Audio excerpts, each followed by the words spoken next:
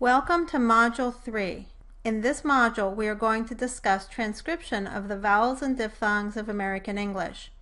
You should be familiar with the basics of the vowels from Module 1. In this module, we will discuss the distinctive features of the vowels, some of their allophones or contextual variations of the vowels that can make transcription more challenging, as well as the rhotic diphthongs, which you hear in the words tear, tear, tar, tor, and tour.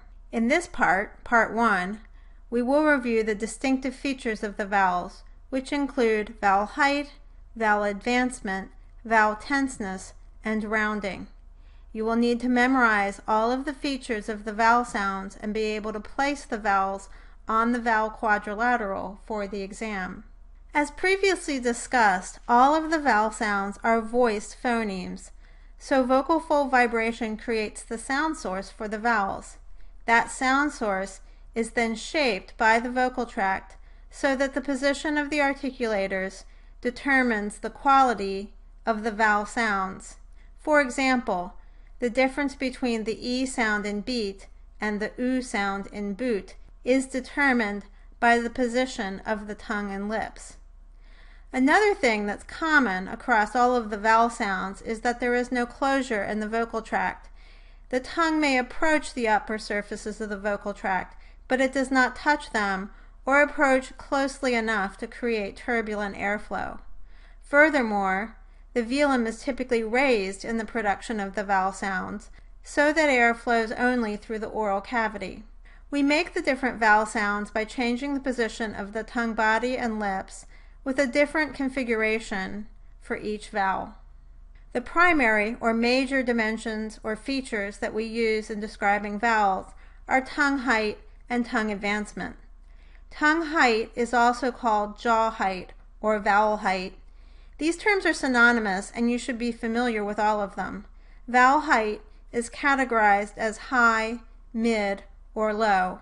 Tongue advancement refers to whether the highest position of the tongue is located more towards the front or the back of the oral cavity for a particular vowel. Tongue advancement or tongue frontness is categorized as front, central, or back. The secondary features of vowels are their roundness and tenseness. Vowels are categorized as rounded when the lips are pursed and protruded during the production of the vowel. They are categorized as unrounded when the lips are more relaxed during the production of the vowel.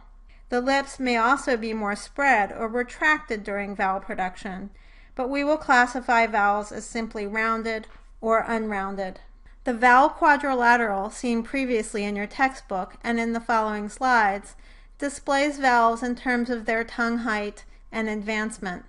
The shape of the quadrilateral is meant to give you an approximate idea of the position of the tongue within the oral cavity for each vowel. It is wider on the top than on the bottom because the tongue can move farther from front to back in the high position than in the low position. As stated previously, tongue height or vowel height refers to the position of the jaw and tongue during vowel production. Because the tongue is attached to the jaw, the tongue is raised when the jaw is raised and lowered when the jaw is lowered. The high vowels are also referred to as close vowels because the tongue is closer to the upper surfaces of the vocal tract for these vowels. I will point to the symbols of the vowels on the vowel quadrilateral as I say each one. The high vowels are the vowels E as in bead, I as in bid, U as in boot, and U as in book.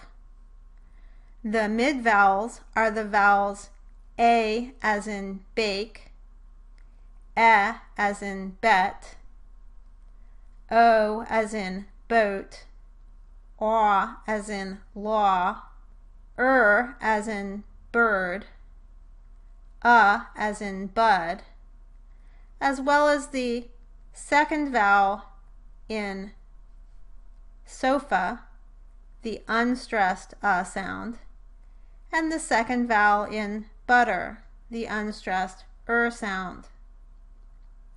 The low vowels are also referred to as open vowels because the mouth is more open for these vowels. The low vowels are a as in bad, and ah as in father. The strong diphthongs are the ones that change significantly in vowel height and tongue advancement during their production and will be discussed separately. As stated earlier, tongue advancement refers to whether the highest part of the tongue and the tongue body are pulled more towards the front of the mouth, towards the alveolar ridge, or towards the back of the mouth, towards the velum and the posterior pharyngeal wall. Although the different muscle fibers within the tongue allow different portions of the tongue to move somewhat independently of one another, moving one part of the tongue forward or backward in the mouth will pull the rest of the mass of the tongue with it. Therefore, when the tongue body is pulled toward the front of the oral cavity for the production of front vowels, the pharyngeal cavity or pharynx will be more open or wider, and the oral cavity will tend to be more narrow, because the whole tongue is pulled forward into the oral cavity.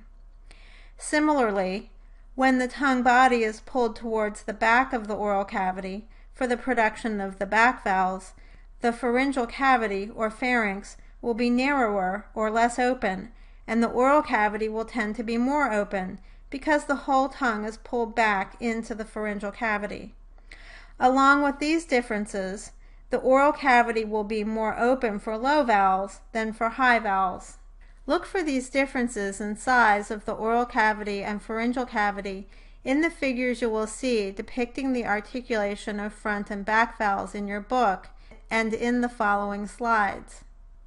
The front vowels are as follows: E as in bead, I as in bid, A as in bake, E as in bed, and A as in bad. The central vowels are the stressed sound as in bird and the stressed sound as in bud. The unstressed versions are the second vowel in the word butter and the second vowel in the word sofa. The back vowels are as follows: U as in boot, U as in book, O as in boat, A as in law, and Ah as in father.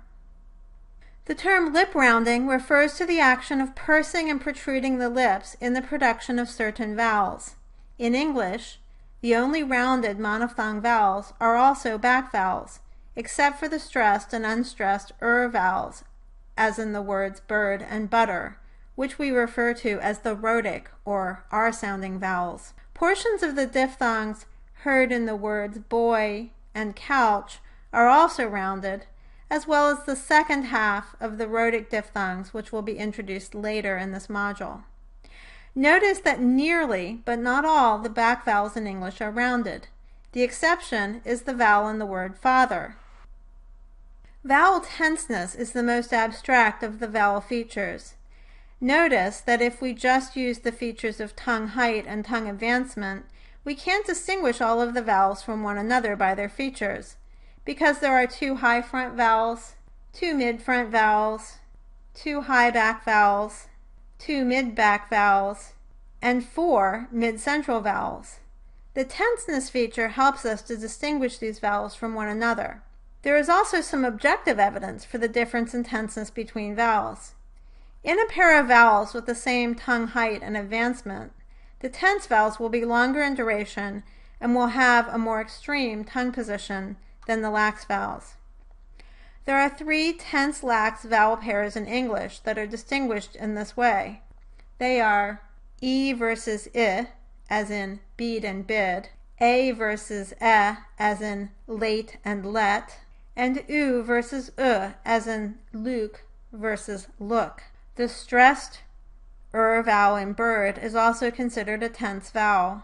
The strong diphthong vowels in hide, how, and boy are also categorized as tense vowels. Notice that nearly all of the vowels of English can be completely distinguished from one another by their feature descriptions. For example, E, as in bead, is described as a high front unrounded tense vowel, and I is described as a high front unrounded lax vowel. so they are differentiated on the basis of their tenseness alone.